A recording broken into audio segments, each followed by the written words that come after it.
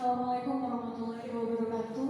Waalaikumsalam warahmatullahi wabarakatuh. Shalom, Om Swastiastu, Namo Buddhaya, salam kebajikan, salam sejahtera untuk kita semua.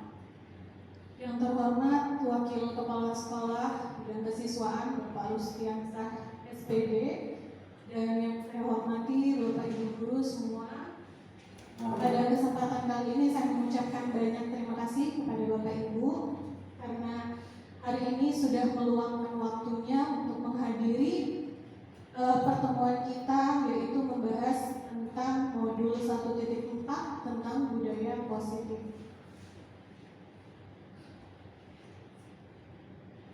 Ya, jadi pada pertemuan kita pada pagi hari ini, sebelum kita masuk lebih jauh, saya ingin meminta tolong kepada Bapak Fadli untuk memimpin doa terlebih dahulu.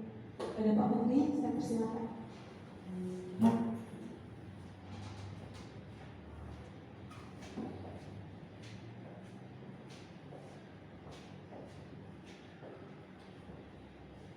Amin. Marilah kita berdoa dengan agama dan keyakinan masing-masing, dan saya izin untuk memimpin doa ini menggunakan tata cara agama Islam. Al-Fatihah.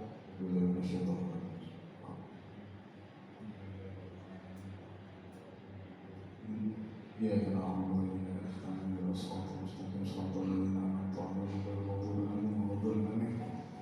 Bismillahirrahmanirrahim. Alhamdulillahirrahmanirrahim. Wassalatu wassalamu ala asyrafil anbiya'i wal mursalin sayyidina Maulana Muhammadin wa ala alihi wa sahbihi wa ba'd.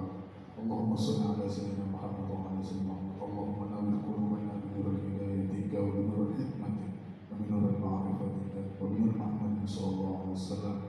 Rabbana la tuzigh qulubana ba'da idh hadaytana wa hab lana min ladunka rahmah innaka antal wahhab. Amin ya Rabbana Allah. atina fid dunya hasanah wa fil akhirati hasanah wa qina adzabannar. Subhana rabbika rabbil izzati amma yasifun wa salamun alal mursalin walhamdulillahi rabbil alamin.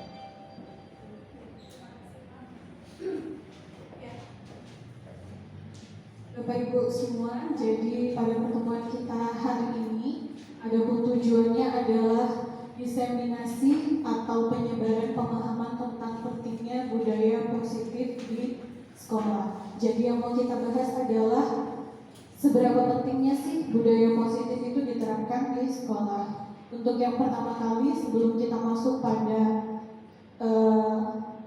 penerapan budaya positif di sekolah, kita harus mengetahui dulu sebagai kita adalah pendidik. Jadi kita harus tahu dulu apa sih filosofi Ki Hajar Dewantara.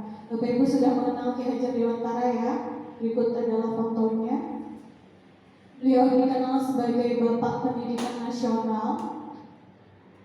Adapun filosofi Ki Hajar Dewantara adalah Ingarso Subtulada, Imadia Mangunkarsa, Tuturi Handayani. Jadi kalau dulu saya masih SD, yang saya tahu cuma Tuturi Handayaninya aja.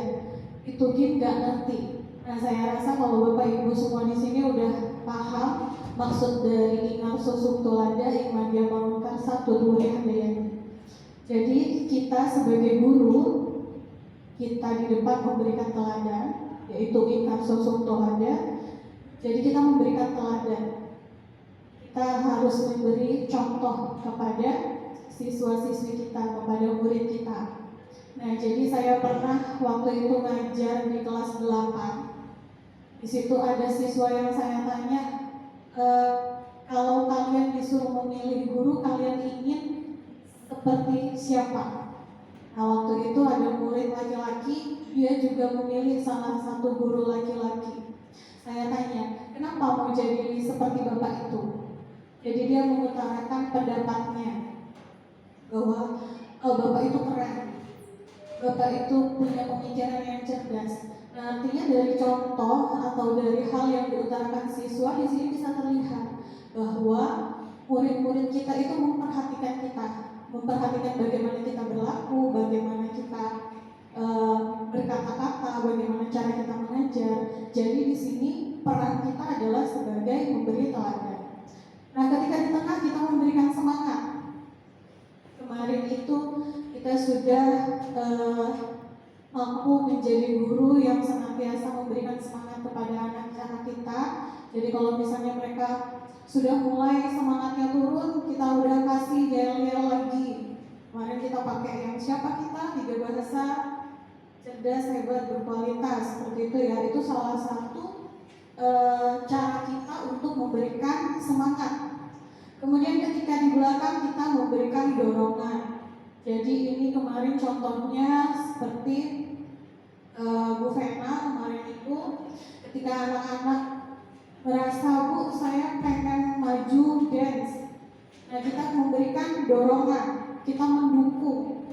Jadi segala potensi anak itu kita dukung, kita fasilitasi. Ada tujuan pendidikan, jadi sebagai guru kita nggak bisa mengubah siswa seperti apa yang kita mau.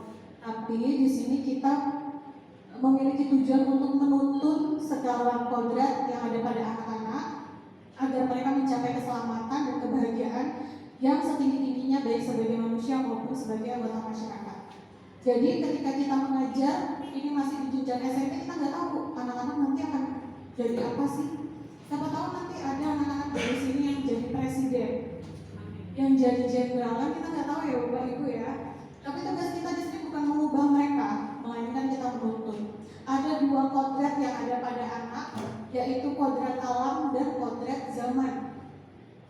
Kodrat alam itu seperti apa? Kodrat alam itu ketika anak dilahirkan, mereka tidak bisa memilih ibunya.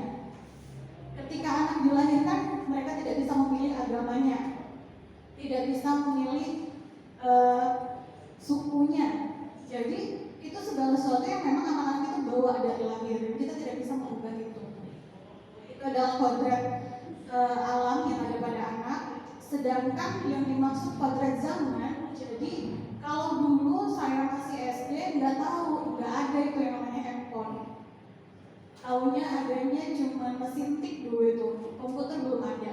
Tapi sekarang zaman sudah berkembang, kita ini menuntun anak-anak untuk menghadapi tantangan sesuai dengan zaman. Jadi kita mengajar sudah mulai menggunakan teknologi. Dulu nggak ada ngajar menggunakan ini, semuanya menggunakan papan tulis udah gitu yang hitam lagi. Tapi kalau sekarang semuanya udah berubah. Nah, perubahan itu kita tuntun anak-anak itu untuk mampu menghadapi tantangan sesuai dengan zamannya. Untuk apa? Untuk mereka bisa menjadi manusia yang memang memiliki budi pekerti yang baik dan juga bisa memiliki sesuatu atau kehebatan sesuai dengan di masyarakat nanti mereka seperti apa. Itu tujuan dari pendidikan. Selanjutnya, sesuai dengan tujuan pendidikan, kita sebagai guru atau sebagai warga sekolah harus mengetahui nilai dan peran kita sebagai guru. Jadi jangan kita tahunya sebagai guru hanya mengajar, tapi kita juga harus tahu bahwa kita memiliki nilai diri. Setiap guru itu harus memiliki nilai diri. Nilai apa saja? Nilai mandiri, bagaimana kedisiplinan kita, bagaimana kita mampu melakukan segala sesuatunya dan bertanggung jawab. Kemudian ada reflektif, jadi segala sesuatu yang kita lakukan kemudian kita tinjau ulang lagi, apakah itu sudah sesuai atau tidak. Jangan-jangan ketika kita mengajar kita udah merasa bagus nih cara mengajar kita, gak taunya masih banyak yang harus diperbaiki. Jadi harus reflektif.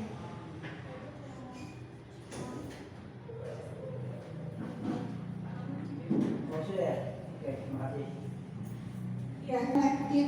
Kita tinjau lagi diri kita, sudah baik atau belum. Kita sudah bisa menjadi teladan bagi siswa atau belum. Jadi ada nilai reflektif. Nilai kolaboratif.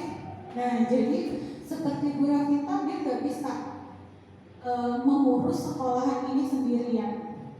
Kemudian Bu Dinda nggak bisa mengurus sekolah sendirian. Harus ada kolaboratif atau kolaborasi atau kerjasama. Ada yang berperan sebagai wakil kepala sekolah, ada yang berperan sebagai kepala sekolah, bendahara, kemudian sarana dan prasarana, dan lain-lainnya. Jadi kita sebagai guru harus berkolaborasi satu dengan yang lainnya, harus kompak. Jadi ada waktu itu pepatah, kalau jalan sendirian itu bisa lebih cepat, tapi sepi. Jadi alangkah baiknya kita berjalan walaupun pelan, tapi kita sama-sama.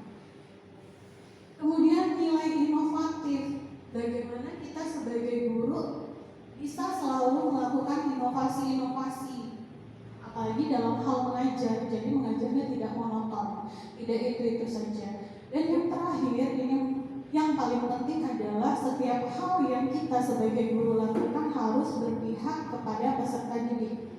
Apapun, kalau itu sudah pendidikan, maka tujuan pastinya adalah untuk peserta didik. Selanjutnya kita masuk pada perubahan paradigma belajar. Mungkin kita pernah dengar student center sama teacher center. Pernah ya Bapak Ibu ya?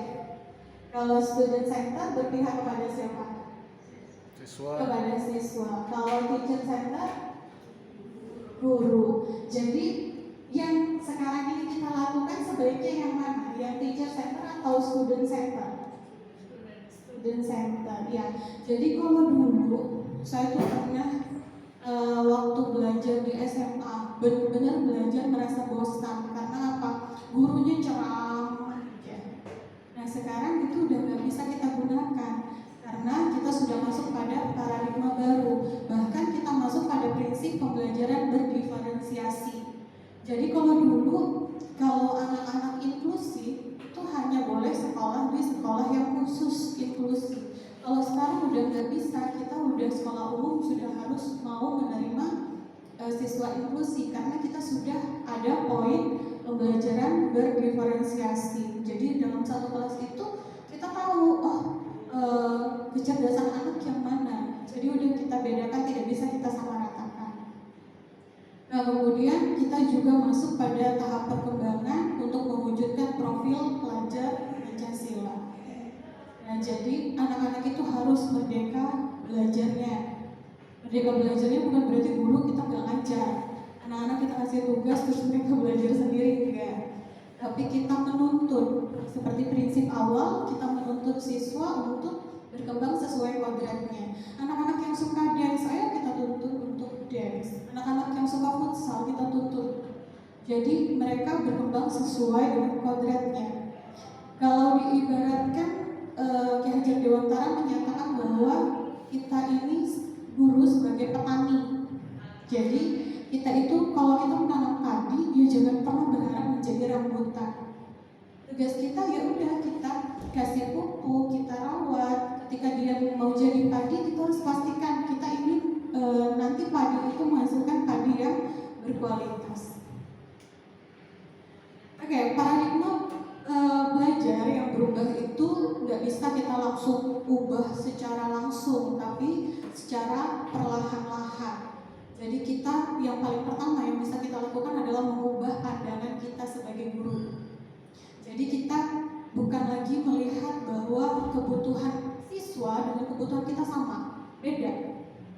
Dulu itu saya pernah waktu kuliah bahkan saya anggap ketika kita kuliah itu kita nanti lulus langsung kerja. Ternyata enggak, harus mencari. Nah itu kan kelihatan bahwa ada hal-hal yang sebenarnya tidak diketahui. Jadi ada kebutuhan yang tidak sama. Jadi jangan menganggap kebutuhan siswa sama dengan kebutuhan kita. Kita aja bisa kok, siswa nggak bisa. Jadi kita nggak bisa berpandangan seperti itu. Melihat sesuatu, kita melihat hal yang sama, padahal enggak. Kita memiliki gambaran yang berbeda. Kemudian hal yang kita pahami, kemudian ketika kita melihat ada siswa yang berperilaku buruk, kita melihat itu sebagai suatu kesalahan. Padahal kita bisa melihat bahwa semua perilaku, jadi contoh kita sendiri, kalau kita mau melakukan sesuatu pasti ada tujuannya. Jadi kita juga harus bisa melihat seperti itu. Kemudian kita masuk kepada budaya positif. Nah, jadi budaya positif ini adalah nilai-nilai atau keyakinan-keyakinan dan kebiasaan-kebiasaan di sekolah yang berpihak pada murid agar mereka berkembang menjadi pribadi yang kritis, penuh hormat dan bertanggung jawab. Ada nilai-nilai dan keyakinan-keyakinan. Ketika sesuatu sudah kita yakini, kita lakukan akan menjadi kebiasaan-kebiasaan. Oke, ada satu pertanyaan yang muncul. Menurut Bapak Ibu, contoh budaya positif yang sudah kita lakukan di sekolah ini apa saja sih? Saya akan bagikan Bapak Ibu sticky notes. Nanti silahkan Bapak Ibu boleh mengisi apa saja sih budaya positif yang sudah dilakukan di sekolah kita. Tahu ya Bapak Ibu budaya positif ya? Oke. Bawa pulpen. Boleh mau tulis banyak-banyak juga.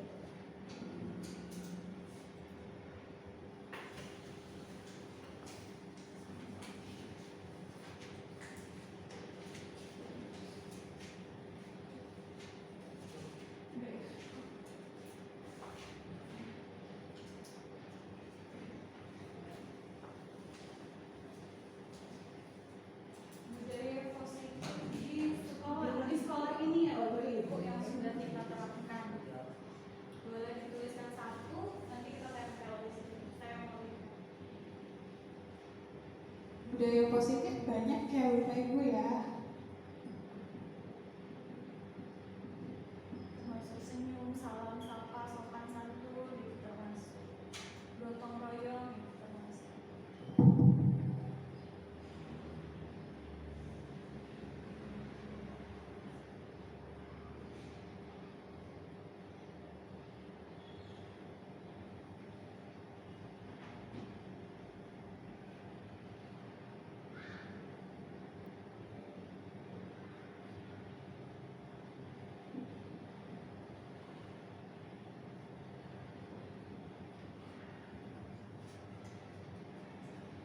Oke, sudah Bapak Ibu.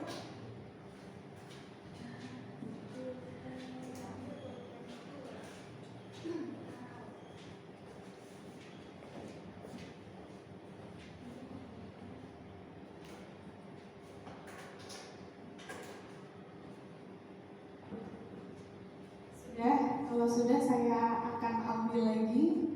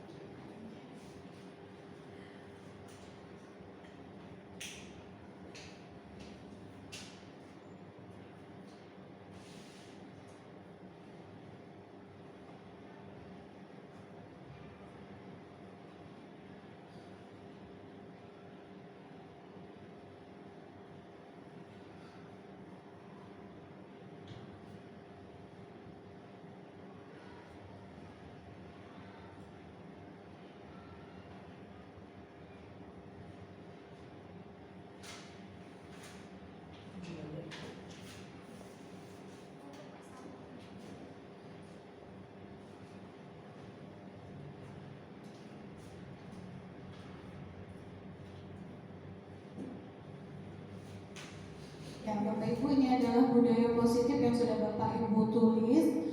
Jadi ada bertanggung jawab, menyapa, sopan santun, izin ketika mengambil sesuatu, kemudian ramah, kegiatan bersih-bersih atau gotong royong. Benar ya Bapak Ibu, karena itu masuk dalam profil pelajar Pancasila. Kemudian sopan santun, beribadah tepat waktu 5S, senyum, salam, sapa, sopan santun. Kemudian izin, jadi anak-anak kita itu sudah luar biasa menerapkan budaya positif. Padahal itu kita belum menekankan kepada mereka, tapi mereka udah bisa izin ketika mau melakukan sesuatu, mau pergi ke toilet, mereka nggak nyelonong aja, tapi izin. Dan kalau di sini kita ada penerapan harus menggunakan bahasa Tionghoa, seperti itu ya. Nah, jadi berdasarkan apa yang sudah Bapak Ibu isi, silakan bantu saya untuk menjawab pertanyaan ini. Jadi menurut Bapak Ibu, apakah budaya positif itu penting? Ya, berarti kita menyetujui ya bahwa budaya positif itu penting untuk diterapkan di sekolah. Kita sudah mencapai suatu kesepakatan bahwa kita mengakui budaya positif itu penting diterapkan di sekolah. Selanjutnya, kenapa budaya positif itu penting? Jadi pendidikan ini adalah satu nilai terpenting untuk memajukan suatu bangsa. Kalau kualitas pendidikannya baik, maka sumber daya manusianya juga baik. Kalau sumber daya manusia manusianya baik, maka kualitas suatu bangsa juga akan semakin baik. Jadi itu salah satu nilainya. Kemudian kualitas pendidikan itu dapat terwujud apabila lingkungan belajarnya itu aman, nyaman, dan menyenangkan. Makanya di sini ada juga program sekolah ramah anak. Itu salah satu untuk meningkatkan kualitas pendidikan supaya anak itu nyaman belajar di sekolah. Jadi pendidikan well-being namanya, pendidikan yang membuat siswa itu merasa nyaman. Karena jangan sampai anak-anak udah di rumah mungkin bete, mungkin sama orang tuanya gimana, terus nyampe di sekolah juga ketemu guru yang tidak menyenangkan, ketemu sekolah yang tidak menyenangkan. Jadi kita sebagai pendidik harus membuat situasi di sekolah itu menyenangkan. Nah, budaya positif itu bisa kita terapkan dengan melakukan pendekatan disiplin positif. Jadi ada budaya positif, ada disiplin positif. Sebenarnya ini hal-hal yang memang sudah kita lakukan, Bapak Ibu. Jadi disiplin positif itu pendekatan untuk mendidik murid agar ada kontrol diri, kemudian membentuk percaya diri mereka dan bertanggung jawab. Nah, karakter yang ingin diwujudkan dalam disiplin positif ini adalah karakter yang sesuai dengan profil pelajar Pancasila. Ya, ini adalah profil pelajar Pancasila. Saya minta bantuan Ustaz Fikri untuk membacakan profil pelajar Pancasilanya. Beriman, bertakwa kepada Tuhan, dan berakhlak mulia, terus berkebinekaan global, bergotong royong, kreatif, bernalar kritis, serta mandiri. Oke, terima kasih untuk Ustaz Fikri. Jadi yang pertama adalah beriman dan bertakwa kepada Tuhan Yang Maha Esa. Jadi kita menginginkan setiap siswa itu kan mereka ada agamanya.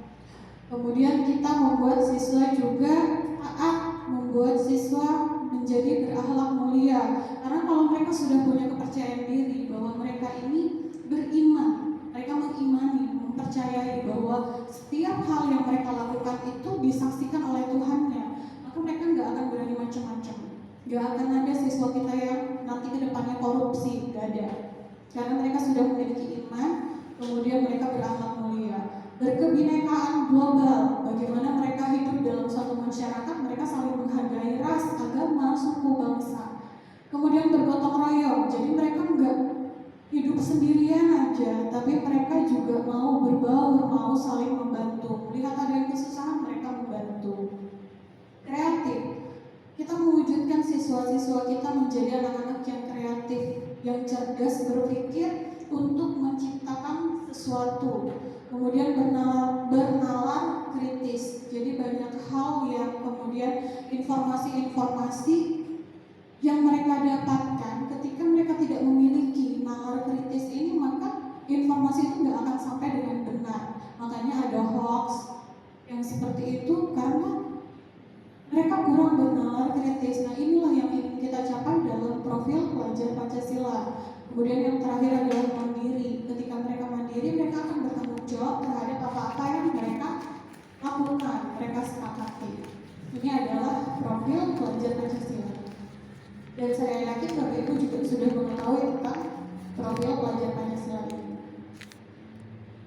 Kemudian disiplin positif ini yang akan kita terapkan kepada siswa melalui kesadaran diri siswa atau melalui motivasi internal siswa. Jadi kita itu berharap ketika anak-anak melakukan disiplin positif itu bukan lagi karena mereka takut dihukum, mereka berharap dipuji, enggak. Jadi kita berharap disiplin positif, tapi pelan-pelan itu memunculkan kesadaran mereka. Jadi enggak lagi kita teriak-teriakin, mereka sudah memiliki kesadaran untuk melakukan disiplin positif ini.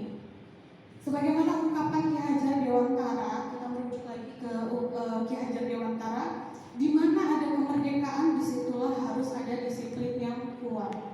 Nah, jadi ini salah satu hal yang memang harus kita capai. Ya, jadi artinya di sini kita harus menguatkan disiplin anak-anak. Oke, peran kita atau tujuan kita sebagai pendidik yaitu memiliki disiplin diri, mengacu kepada nilai-nilai kebajikan. Jadi nanti kita lihat bahwa disiplin positif ini nggak sembarangan disusunnya, tapi ada nilai-nilai kebajikan universal yang harus dicapai. Kemudian ada motivasi intrinsik, kemudian perilakunya itu akan berubah ke arah yang lebih baik. Nah, salah satu cara terkecil untuk menerapkan disiplin positif di sekolah kita ini dengan membuat keyakinan kelas. Ada keyakinan kelas, ada aturan kelas, keyakinan kelas. Kira-kira di mana letak perbedaan keyakinan kelas dengan aturan kelas? Boleh Bapak Ibu berpendapat?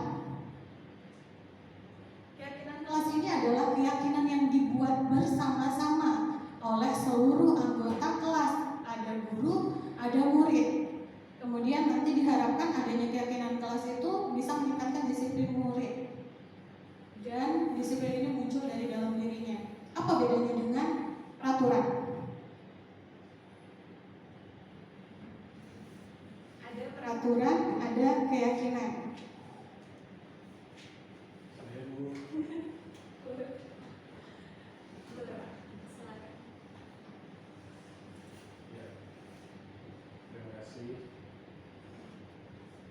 Kalau aturan itu sifatnya mengikat, artinya dia mau nggak mau, suka nggak suka, dia harus mengikuti apa yang sudah ditetapkan, paksa atau tidak. Sedangkan apa tadi saya tanya? Keyakinan itu lebih tidak mengikat. Apa yang kita yakini, apa yang kita buat nyaman. Cuman untuk keyakinan ini, kalau orang terbiasa misalnya kebiasaan yang dia yakini, yang dia lakukan itu buruk, ya dia akan nyaman di situ karena biasa aja gitu perasaannya. Mungkin itu.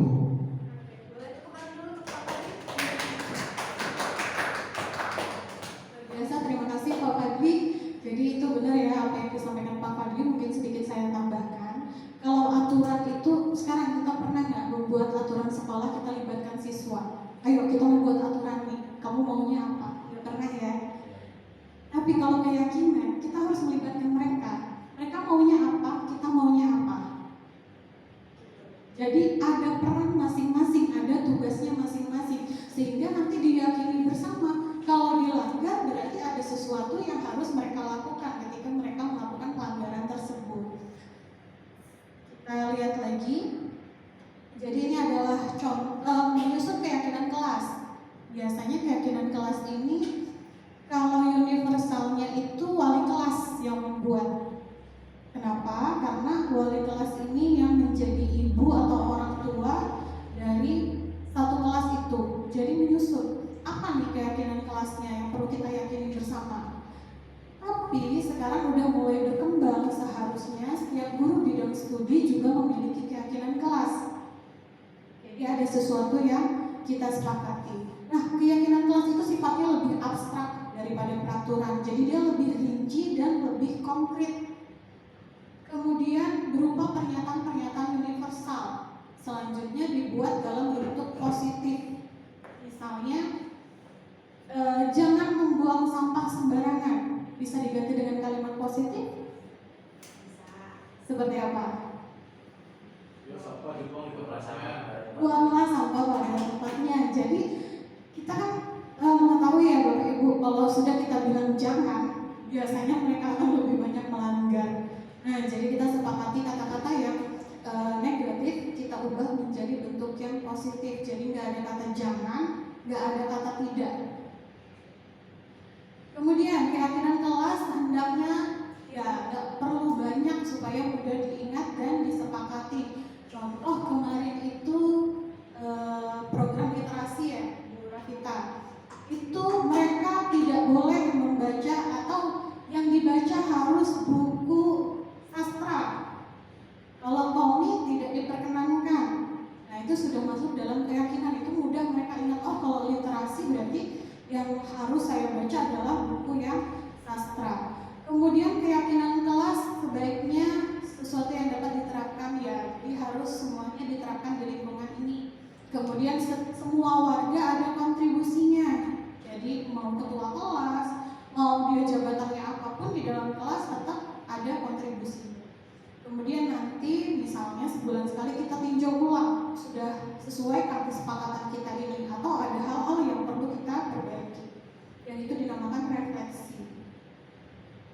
Ini adalah contoh keyakinan kelas, misalnya di pembelajaran IPA. Jadi ketika belajar IPA mereka harus hadir tepat waktu, kemudian membawa buku paket dan buku tulis. Kalau di pelajaran penja seperti Pak Rusti biasanya setiap di jadwal tersebut harus membawa baju olahraga dan menggantinya. Nah itu kan sebenarnya sudah keyakinan kelas, khusus kelas PJOK. Kemudian harus mengumpulkan tugas tepat waktu, kemudian menghargai jika ada yang berbicara, jadi nggak boleh memotong pembicaraan orang.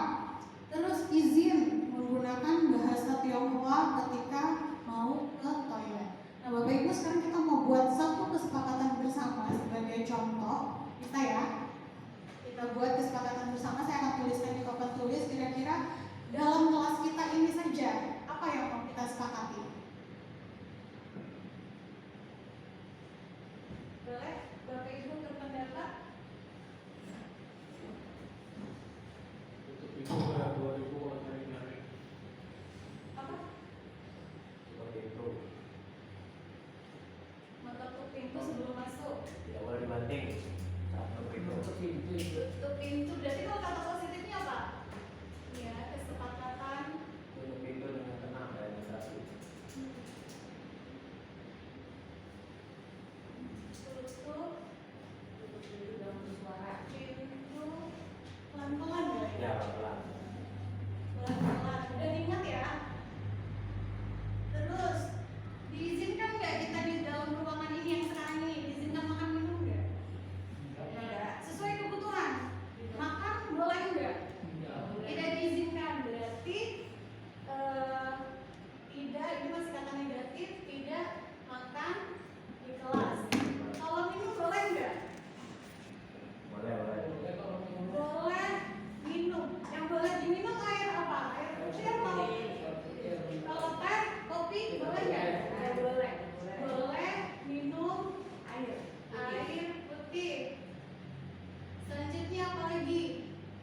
Nilai saling menghormati. Apa? Boleh nggak memotong pembicaraan orang? Ya boleh. Berarti kita masuk ke saling menghargai. Kalau di pelajaran langsung iklim multimedia, kira-kira apa? Boleh nggak mereka menggunakan handphone? Boleh. Boleh. Berarti nanti bisa diatur diizinkan menggunakan handphone pada saat multimedia. Seperti itu. Bahasa Inggris boleh menggunakan kamus nggak? Boleh. Ya, berarti nanti keyakinan kelas atau kesepakatan kelas sesuatu yang memang kita sepakati Bapak Ibu ya, dan kita sesuaikan dengan kebutuhan mereka. Itu adalah salah satu contoh dari keyakinan kelas kita. Saya rasa nanti Bapak Ibu bisa membuat sendiri keyakinan kelasnya. Misalnya kalau kayak Bu Rosi bisa sebagai kepala sekolah nanti membuat keyakinan di dalam ruangan. Misalnya nggak boleh makan di dalam ruang guru. Boleh seperti itu. Nggak boleh nge-print. Seperti itu ya. Jadi ada keyakinan kelas supaya kita menciptakan pembelajaran well-being. Jadi pembelajaran yang menyenangkan atau situasi lingkungan yang menyenangkan. Nah, kemudian nanti ketika kesepakatan kelas atau keyakinan kelas yang sudah kita sepakati, kita akan tahu susun tugasnya apa. Kalau guru tugasnya mengajar, berarti murid tugasnya belajar. Nah, kemudian yang tidak boleh, guru berarti nggak boleh menyakiti. Terus bukan tugasnya guru menyakiti. Kemudian bukan tugas guru juga mengeluh. Misalnya capek banget ibu ngajar kalian, itu nggak boleh. Karena kita ini ya. Terus seperti merusak barang pribadi, mungkin anak-anak nggak merusak, tapi mereka bisa buka-buka. Kemarin kan ada yang buka-buka itu, ya. Nah itu kita buat kesepakatannya. Kalau belum kita sepakati, kita nggak bisa mewujudkan disiplin positif itu. Selanjutnya, ini adalah nilai-nilai kebajikan yang nanti bisa disepakati. Jadi nilai kesepakatan kelas itu nggak bisa kita langsung isi seperti itu, tapi kita juga mengacu pada apa nih misalnya saling menghargai, berarti nanti ada rasa hormat yang ingin kita capai. Seperti itu. Jadi kita tumpuannya adalah nilai-nilai kebajikan. Kita ingin anak kita nanti sikapnya seperti apa.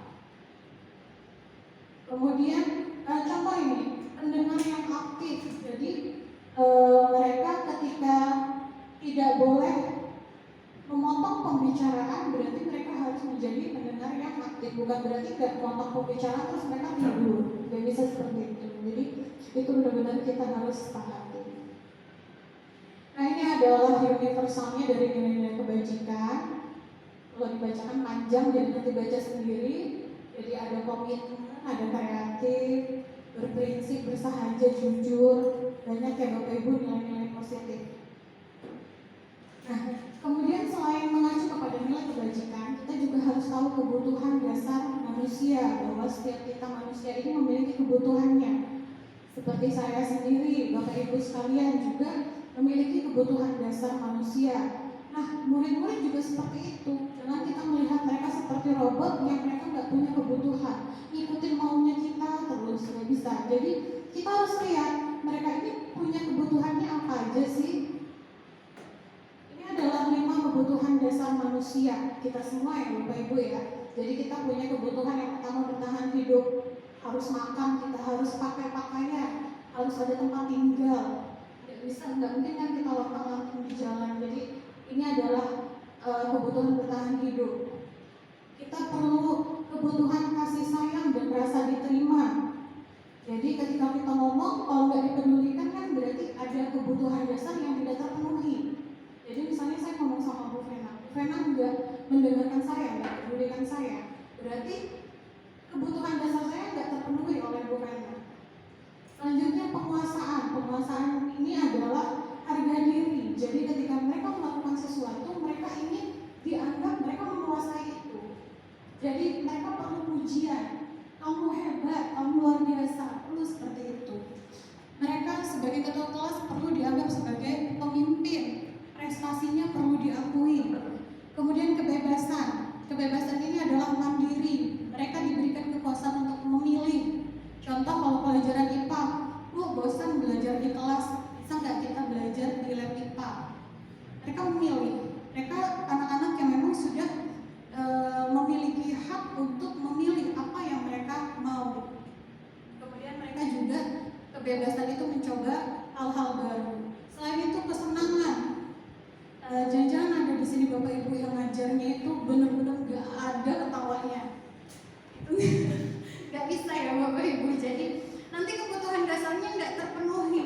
Kalau kita kesenangan anak-anak itu mereka kan masih masa-masa bermain. Jadi kita juga harus ada selera humor yang baik. Kemudian kita membuat mereka antusias dalam belajar. Contoh kayak Bu Dinda kemarin itu sudah melakukan permainan-permainan. Mereka antusias, mereka suka bermain. Karena Bu Dinda sudah memenuhi kebutuhan dasarnya yaitu kesenangan. Kita juga kebutuhan dasarnya ketika bosan pengen nonton di mall, pengen jalan-jalan di mall. Itu adalah kebutuhan dasar yang kita memang penuhi. Nah, ketika belajar, anak-anak itu nggak bisa memenuhi kebutuhan dasarnya sendiri. Karena mereka ada kita yang kemudian mengiyakan atau mentidakkan kebutuhan mereka. Jadi di sini kita harus berhati-hati untuk melihat kebutuhan dasar manusia, kebutuhan dasar siswa. Oke Bapak Ibu, waktunya bermain. Di sini saya akan menyampaikan pertanyaan-pertanyaan seperti ini ya. Jadi saya akan berikan kertas yang kemudian nanti Bapak Ibu boleh isi. Jadi contohnya Bimo, seorang anak TKB, selalu berlari keluar kelas menuju jalan raya di depan sekolahnya yang ramai dengan kendaraan. Tingkahnya membuat guru Bu Ani bingung dan seringkali lari mengejarnya. Ada beberapa kemungkinan jawaban yang diberikan Bimo. Identifikasi kebutuhan yang ingin dipenuhi oleh Bimo. Jika respon Bimo seperti di kolom ini ya, kolom bawah. Aku senang main kejar-kejaran dengan Bu Guru, seru. Nilai kebutuhan apa yang dia inginkan. Jadi Bapak Ibu boleh pilih apakah kesenangan, penguasaan, kasih sayang, atau kebebasan. Saya kasih sticky mark satu-satu ya Bapak Ibu. Ada sekitar 4 soal.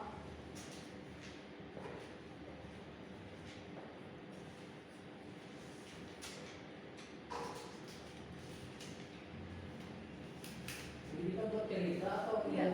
Bapak tinggal pilih yang bawah ini. Oh, Kira-kira yang mana? Kata kuncinya ini Pak, yang aku senang main kejar-kejaran dengan guru, seru. Kebutuhan dasar apa yang seharusnya guru penuhi? Apa yang dia inginkan?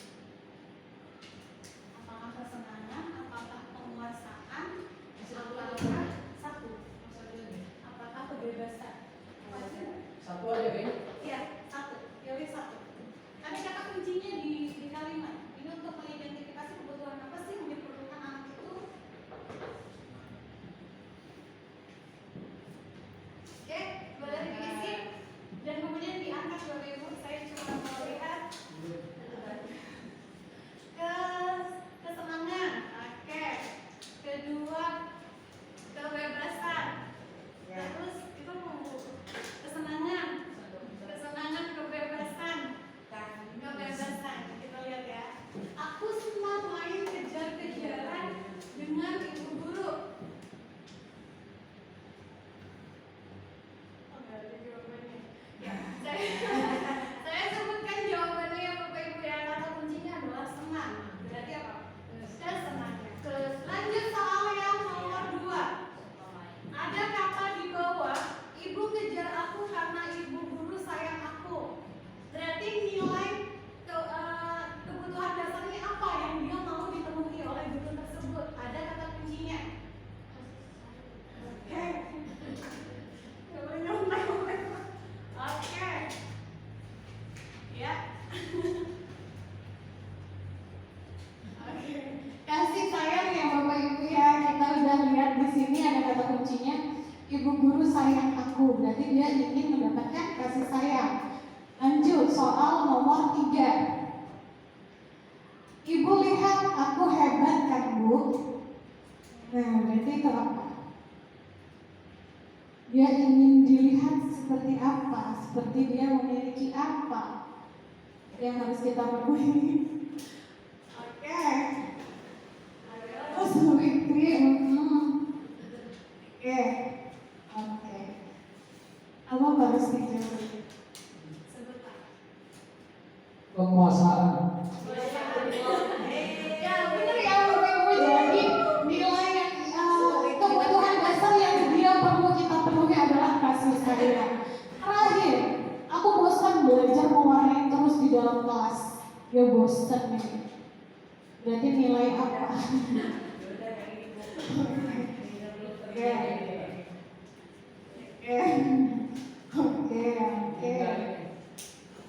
Oke. Apa Bu jawabannya? Kebebasan. Aku lagi ya. Kebebasan ya.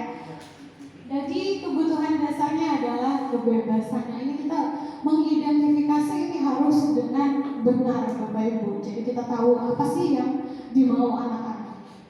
Oke, terima kasih Bu atas respon dari games ini. Kita masih lanjut, materi masih panjang. Bapak Ibu, kita perlu tahu bahwa setiap anak melakukan sesuatu pasti ada motivasinya. Biasanya ada 3 motivasi. Yang pertama, mereka menghindari rasa gak nyaman. Mereka takut dihukum. Makanya ada anak-anak yang bohong karena mereka takut dengan rasa gak nyaman, takut disindir-sindir.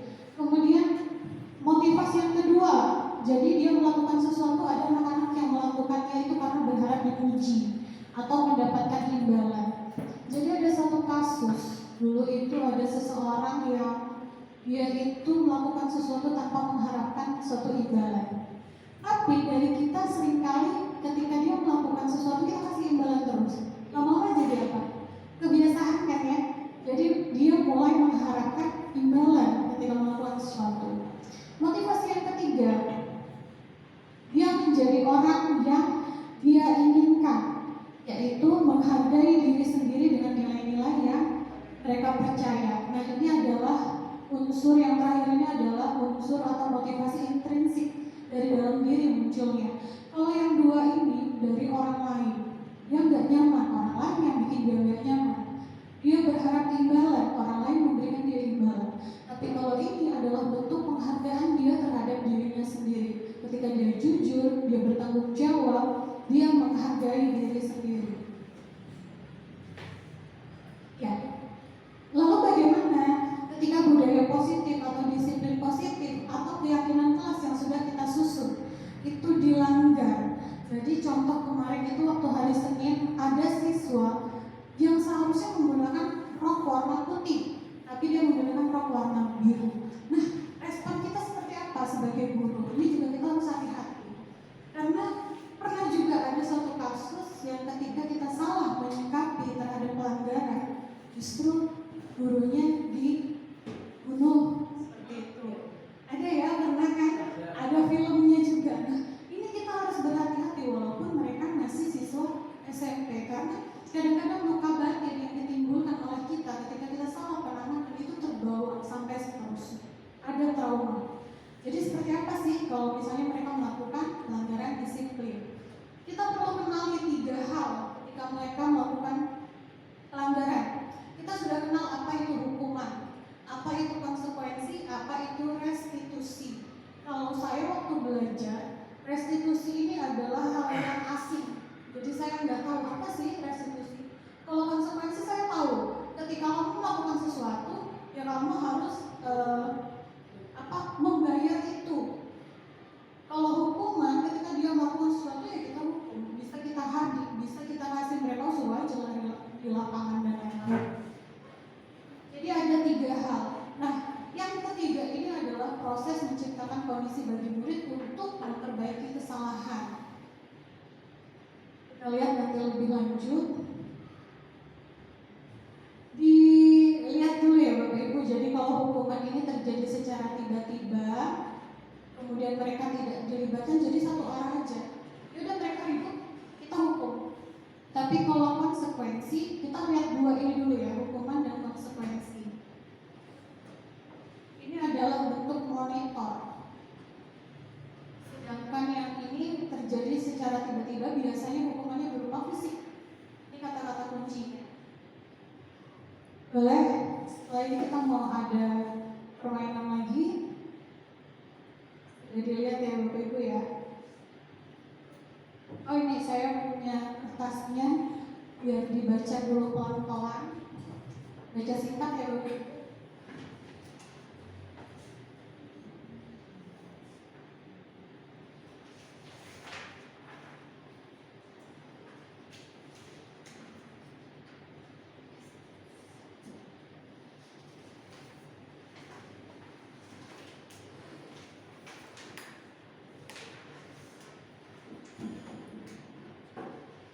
Ya, jadi kita pahami dulu bahwa kalau hukuman, ketika kita menghukum siswa, nanti dia bisa menemukan identitas yang gagal karena dia tidak diberikan kesempatan untuk memperbaiki kesalahannya. Sedangkan kalau konsekuensi dan restitusi, nanti dia menemukan identitas sukses.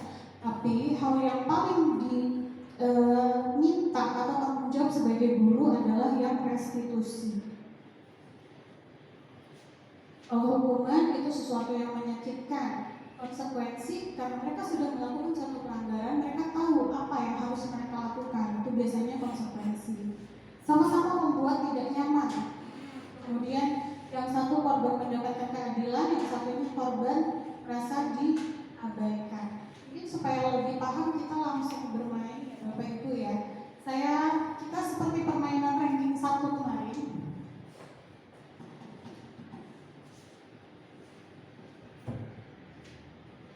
Perbedaannya di sini yang warna biru adalah konsekuensi, yang warna merah adalah hukuman. Yang warna biru silakan dipegang di tangan kanan, sedangkan yang warna merah di tangan kiri. Mana yang merupakan jawaban silakan diangkat.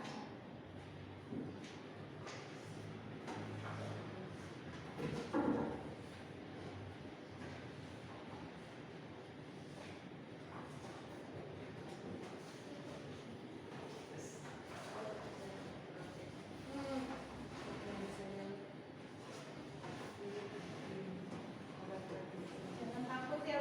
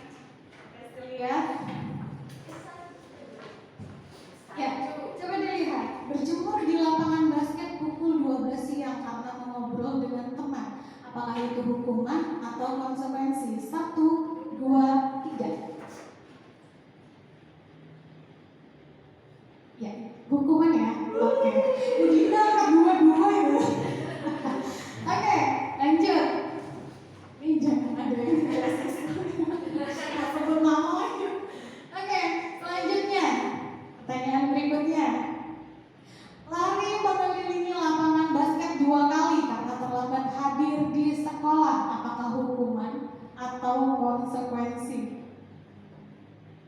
Keputusan mutlak milik ini ya, jadi nggak boleh protes. 1, 2, 3. Kita lihat. Oke, hukum. Tepuk tangan dulu dong. Lanjut, ada pertanyaan yang ketiga. Membersihkan catatan yang dibuatnya di meja belajar. Jadi dia coret-coret meja, apakah itu hukuman atau konsekuensi? 1, 2, 3. Oke, bagus sih, ada yang nyontek kan? Kita lihat konsekuensi. Lanjut. Mencatat 100 kali di dalam buku. Kalimat saya tidak akan terlambat lagi karena dia terlambat sekolah. Jadi disuruh nulis 100 kali. Ingat, kalau hukuman biasanya bentuk fisik. Fisik ya. Kita lihat 1, 2, 3. Nah, bagus. Ada perbedaan jawaban. Kita lihat ya. Konsekuensi. Tiga nih, oke. Masih ada. Lanjut Bapak Ibu. Murid diminta untuk push up 15 kali karena tidak menggunakan masker di sekolah. Apakah itu hukuman atau konsekuensi? 1, 2, 3. Kompak sekali Bapak Ibu, bagus. Hukuman, lanjut, masih ada. Menggantikan kertas tugas teman yang telah dicoret-coret. Apakah itu hukuman atau konsekuensi? 1, 2, 3. Konsekuensi. Ya, betul, konsekuensi. Selanjutnya, murid diminta bertelanjang kaki sepanjang hari karena tidak menggunakan sepatu warna hitam sesuai peraturan sekolah. Sesuai peraturan sekolah. Apakah itu hukuman atau konsekuensi? 1, 2, 3.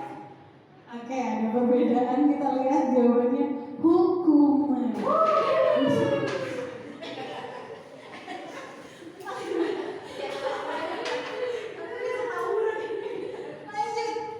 Berdiri di depan kelas sambil mengangkat satu kaki karena tidak bisa menjawab pertanyaan. Hukuman atau konsekuensi? 1, 2, 3. Hukuman. Oke. Masih adakah?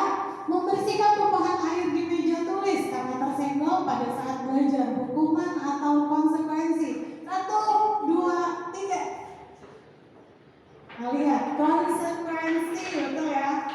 Selanjutnya, kehilangan 10 menit jam istirahat untuk mengerjakan tugas. Ini sering dilakukan di Dinda ya. Karena terlambat datang dan tertinggal pelajaran selama 10 menit. Hukuman atau konsekuensi? 1, 2, 3. Konsekuensi. Terakhir, kayaknya terakhir sih. Duduk di bangku di pinggir lapangan pada jam istirahat. Tidak diizinkan bermain oleh guru piket karena mencederai teman saat bermain di lapangan. Hukuman atau konsekuensi? 1, 2, 3. Bu Mena semangat. Oke, baru sih hukuman. Kita lihat konsekuensi.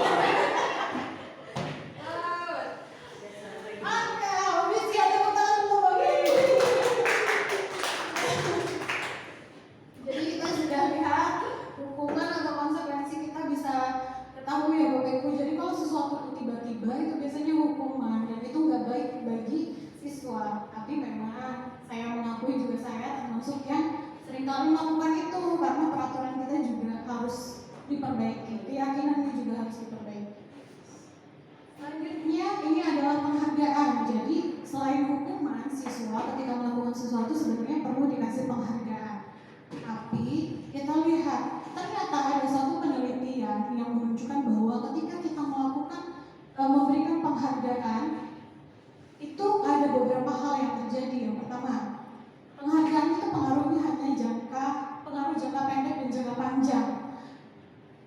Kemudian penghargaan itu tidak efektif. Selanjutnya penghargaan bisa merusak hubungan. Jadi kadang-kadang kita mengasih penghargaan ke satu orang yang lain jadinya ngerasa nggak suka, seperti itu kan. Kadang kita dianggap pilih kasih sebagai guru. Kemudian menurunkan kualitas. Jadi ada satu penelitian orang yang di bidang seni ketika mereka melakukan menciptakan sesuatu karena ada imbalannya, biasanya itu hasilnya justru kurang baik dibanding mereka melakukan untuk dirinya sendiri. Gitu ya. Pernah seperti lukisan-lukisan yang memang niatnya untuk tidak dijual, biasanya hasilnya jauh lebih baik ya Bu ya, dan nilainya ketika dijual malah justru lebih tinggi. Jadi seperti itu. Kemudian juga memperhatikan kreativitas dan penghargaan itu justru menghukum. Ketika mereka sudah diberi penghargaan, mereka akan memacu dirinya untuk terus dapat penghargaan, dan itu menghukum dirinya. Tapi memang kita perlu bijaksana untuk melihat bagaimana sih tentang penghargaan ini. Kenapa? Karena kita pendidikan tujuannya bukan untuk mereka melakukan sesuatu dikasih penghargaan, enggak. Kita mau memunculkan kesadaran bahwa ketika mereka melakukan itu untuk diri mereka sendiri, bukan untuk orang lain. Nah, ini tadi restitusi. Jadi restitusi itu adalah, tadi kan udah konsekuensi, udah penghargaan juga sudah. Sekarang kita masuk kepada restitusi. Jadi kalau restitusi ini adalah proses menciptakan kondisi bagi murid-murid untuk memperbaiki kesalahan. Intinya, restitusi itu ketika anak melakukan kesalahan, mereka tidak dihukum oleh kita, tetapi mereka memiliki kesadaran untuk memperbaiki kesalahan itu. Gak ada yang manusia gak pernah buat salah, itu kan gak ada. Tapi kita beri kesempatan mereka untuk gimana sesuatu yang sudah kamu langgar, cara memperbaikinya seperti apa. Nah, itu harus muncul dari dalam diri mereka sendiri, makanya nanti ada caranya. Ya, jadi restitusi ini adalah cara menanamkan disiplin positif bagi murid. Kemudian tujuannya bukan untuk menebus kesalahan, tapi untuk belajar dari kesalahan. Dari kesalahan itu biasanya kita nyebutnya hikmah ya. Hikmah apa yang bisa kamu petik? Nah, tapi itu adalah pelajaran. Restitusi juga memperbaiki hubungan. Kemudian restitusi itu bersifat tawaran. Kalau mereka masih belum ngerti apa sih gimana caranya memperbaiki kesalahan, kita berikan tawaran. Kira-kira kalau seperti ini baik enggak? Jadi mereka tetap akan berpikir. Kemudian mencari dulu kebutuhan dasar yang mendasari tindakannya. Kenapa sih mereka bisa melakukan tindakan seperti itu? Kemudian kita fokusnya pada karakter, bukan fokus pada kesalahan. Jadi restitusi ini bukan cari-cari kesalahan. Di antara dua yang terlibat, siapa nih yang salah? Bukan seperti itu. Itu adalah restitusi. Makanya restitusi ini adalah cara yang paling baik ketika disiplin positif itu dilakukan. Baik Bapak Ibu, untuk melakukan restitusi kita perlu ada kontrol diri sebagai guru. Nah, ini kalau bicara tentang kontrol diri ini, sebenarnya saya mau juga untuk membahas karena saya masuk ke dalam lima-limanya. Saya pernah menjadi penghukum bagi siswa. Saya pernah menjadi pembuat rasa bersalah. Jadi lucunya ketika misal ada satu siswa melakukan kesalahan, saya mengucapkan sesuatu yang membuat mereka merasa bersalah. Ujung-ujungnya saya juga merasa bersalah karena melihat responnya dia, jadinya dia merasa bersalah. Khawatir nanti ada yang nggak sanggup dengan rasa bersalah itu bisa membuat mereka melakukan hal-hal yang tidak kita inginkan juga. Nah, dan saya mengakui ketika belajar ini, oh iya, ternyata saya seringkali menjadi penghukum dan pembuat rasa bersalah. Saya jarang jadi teman, pemantau, dan manajer. Nah, kita mau lihat seperti apa sih sebenarnya penghukum. Jadi kalau penghukum itu biasanya lebih kasar, menghardik, menunjuk-nunjuk, kata-katanya lebih kasar, gitu ya. Nah, ini nada suaranya tinggi, bahasa tubuhnya biasanya melotot, kemudian menunjuk-nunjuk, itu penghukum. Dan saya melihat sebenarnya kalau di sekolah kita jarang melakukan seperti itu. Saya pernah. Kemudian marah nih suaranya, terlambat lagi. Kamu gimana sih kok terlambat terus? Nah, itu Bapak Ibu mungkin sering dengar saya di ruangan seperti itu. Ya, makanya ini ternyata kontrol diri yang harus kita ketahui, karena nggak usah kita di dalam lingkup yang besar, dalam kita mengajar, apalagi yang sudah punya anak ya Bu ya. Kadang memang hal-hal yang seperti ini nih harus kita benar-benar pelajari. Nah, perasaannya murid ketika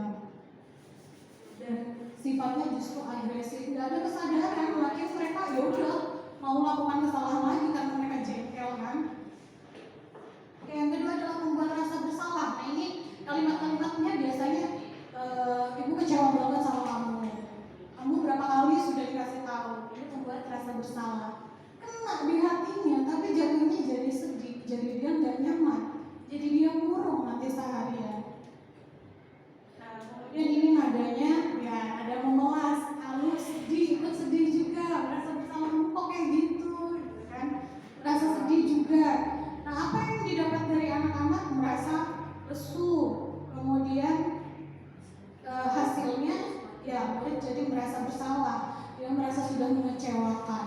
Jadi ada juga kita sering dengar ada anak yang melakukan kesalahan di rumah. Orang tuanya membuat dia merasa bersalah, kabur tuh dari rumahnya karena nggak sanggup dengan rasa bersalah itu. Selanjutnya sebagai teman, nah ini saya lihat kayaknya Bapak Ibu sering kali menjadi teman sekali nih. Jadi ini adalah kontrol diri kita sebagai teman. Ayolah bantu Bapak. Yaudah kali ini nggak apa-apa, tapi nanti diperbaiki ya. Nanti kamu lakukan sendirian. Jadi teman bagus, tapi kita lihat hasil negatifnya apa? Kalau misalnya kita tidak membantu siswa, dia merasa kecewa. Kemudian kadang keakraban itu membuat mereka itu jadi tidak bisa mengontrol ini guruku loh. Kadang bisa berbuat yang tidak sopan, berkata juga tidak sopan. Nah ini nadanya biasanya ramah, akrab, sering bercanda. Jadi kalau mereka melakukan kesalahan, ya udah dikasih tahu, nanti lain kali jangan ya. Hasilnya merasa akrab, itu dampak positifnya. Dampak negatifnya anak-anak merasa tergantung sama kita. Sebagai pemantau, nah ini kita mengawasi aja. Jadi kita sudah berikan mereka peraturan. Ketika mereka melakukan pelanggaran, kita tinggal kembali pada peraturan itu. Peraturannya apa? Yang kamu lakukan apa? Jadi konsekuensinya apa? Seperti itu contoh dari pemantau. Biasanya nada-nadanya datar, bahasa tubuhnya formal. Jadi dia seperti guru yang benar-benar bijaksana, suaranya datar, kemudian formal. Jadi dia menyampaikan selayaknya orang dewasa. Seperti itu. Ini bagus juga. Jadi kita sebagai guru tidak menunjukkan rasa emosi karena udah kembali lagi kepada aturannya. Nah, yang terakhir ini adalah hal yang paling diinginkan oleh pendidikan adalah sebagai manajer. Sebagai manajer, kita ketika murid melakukan suatu kesalahan, kita tanya dulu alasannya. Nanti ada tahapan-tahapannya ya Bapak Ibu ya. Jadi ini kita menuntun anak-anak untuk mempertanggungjawabkan hal yang sudah dilanggar.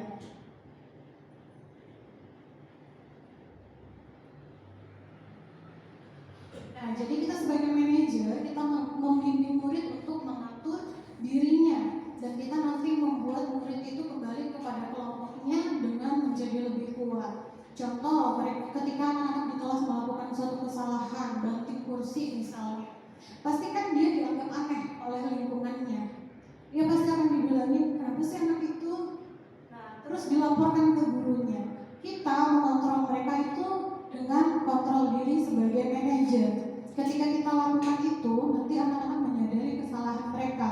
Kembali pun mereka sudah dalam keadaan yang nyaman. Teman-temannya juga akan melihat perubahan sikapnya, juga bisa menerima mereka kembali. Tapi kalau kita guru juga membuat mereka merasa bersalah, mereka kembalinya juga ke dalam kelas, jadinya nggak nyaman dan sulit diterima oleh kelompoknya. Biasanya manajer nadanya itu tulus, bahasanya juga tidak kaku dan mendekat kepada murid. Jadi sebenarnya manajer ini dia mengambil peran sebagai teman, sebagai pengontrol, dan sebagai tidak sebagai pembuat rasa bersalah. Jadi sebagai teman dan sebagai pengontrol.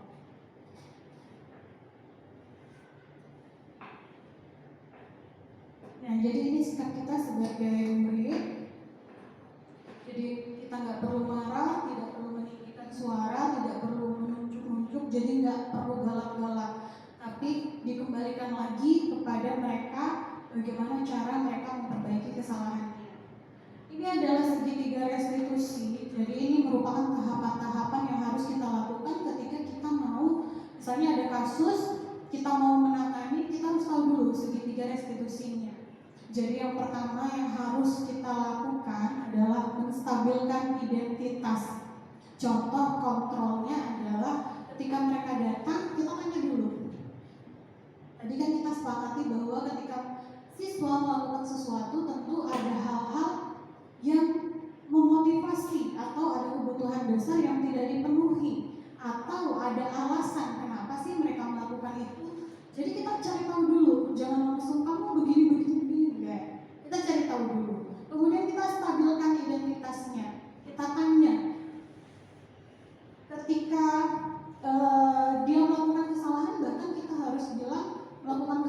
itu nggak apa-apa, itu wajar. Ya, jadi itu contoh dari menstabilkan identitas. Kemudian kita validasi tindakan yang salah. Ini kita tanya alasannya apa dia melakukan kesalahan. Kemudian yang ketiga menanyakan keyakinan. Keyakinan ini adalah sesuatu yang kita sepakati tadi. Kita tanya, jadi kalau kamu melakukan itu, kira-kira keyakinan apa yang sudah kamu lakukan? Keyakinan apa yang sudah tidak kamu laksanakan?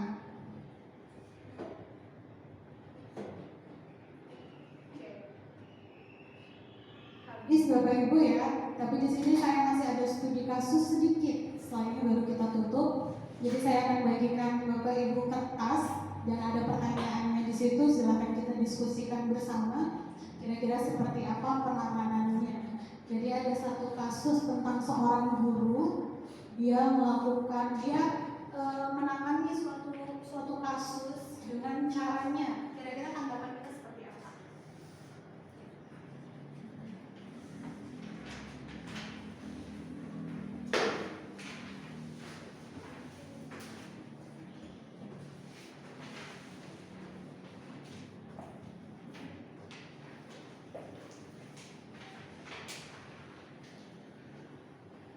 Saya kasih waktu 3 menit untuk membaca dulu Bapak Ibu.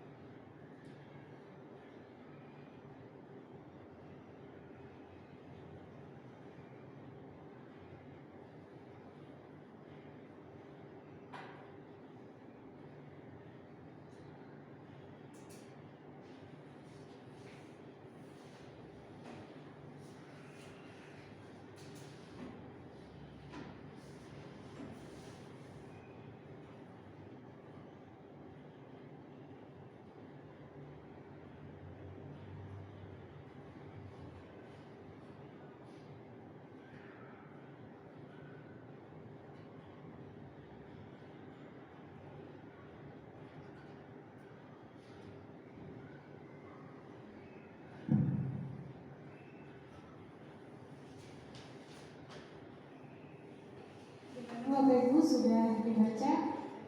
Sudah. Sekarang saya minta satu orang dulu boleh menceritakan kembali singkatnya ceritanya ini seperti apa sih?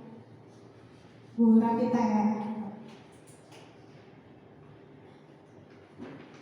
Jadi di sini Sabrina terlambat ke sekolah karena terburu-buru. Kemudian ada Pak Lukman yang menanyakan alasan si Sabrina menggunakan sepatu yang berbeda warna, yang seharusnya berwarna hitam tapi dia menggunakan sepatu berwarna coklat.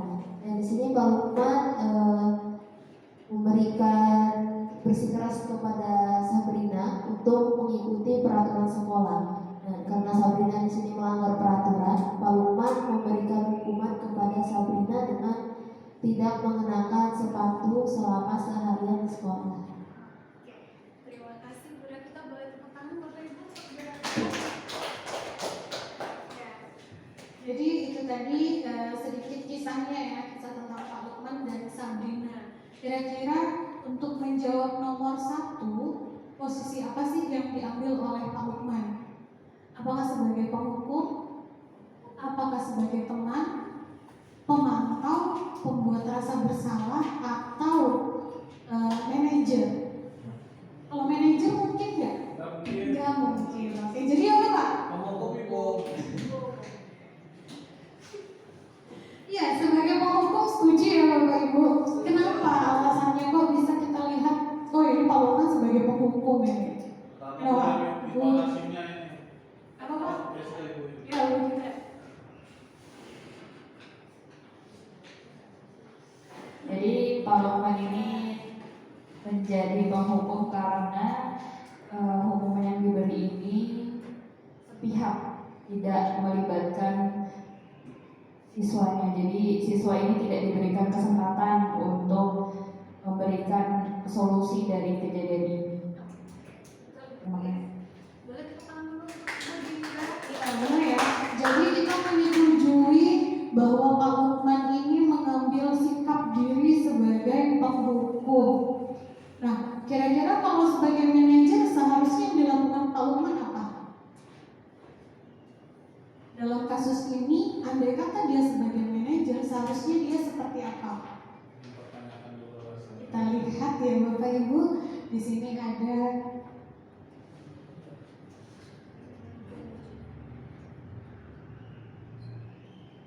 harusnya seperti apa?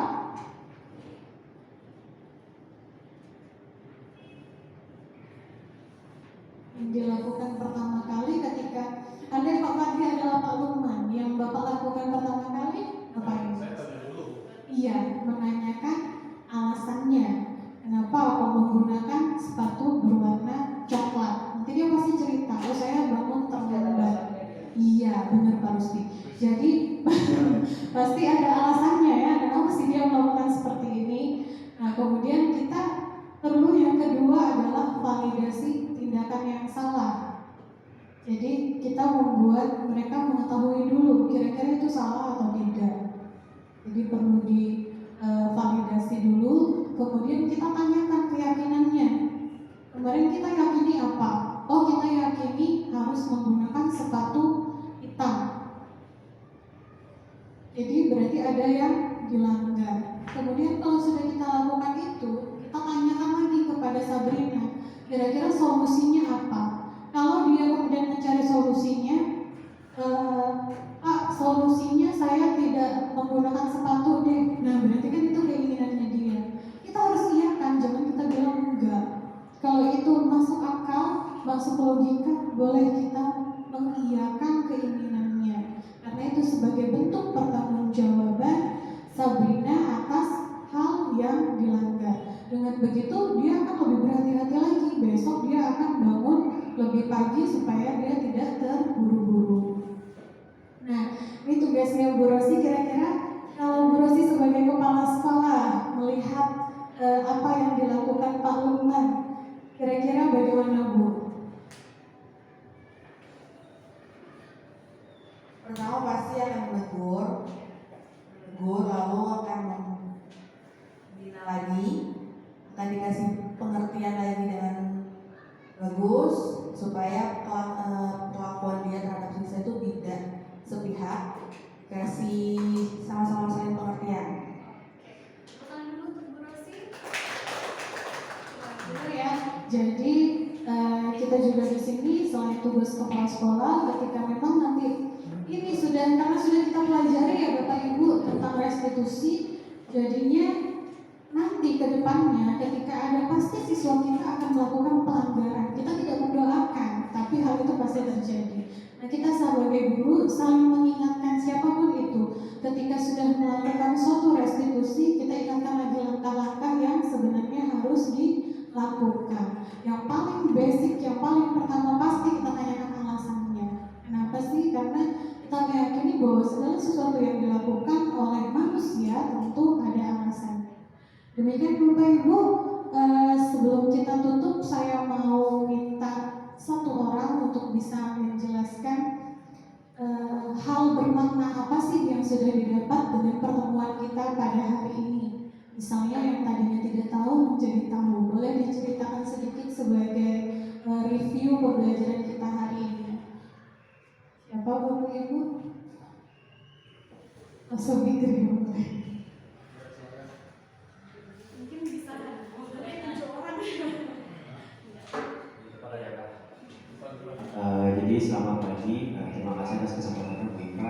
Jadi pada kesempatan ini banyak hal yang mungkin aku pelajari atau hal baru yang bisa aku dapat. Salah satunya tadi bahwa ada beberapa peran yang bisa dilakukan oleh para pengajar. Salah satunya tadi seperti penghukum, manajer, segala macam itu maksudku bakal bisa jadi pelajaran buat nanti ke depannya juga mendapatkan kasus-kasus yang contoh tadi seperti ini. Jadi ada beberapa tindakan yang bisa kita lakukan seperti manajer dan teman atau ya mengontrol itu.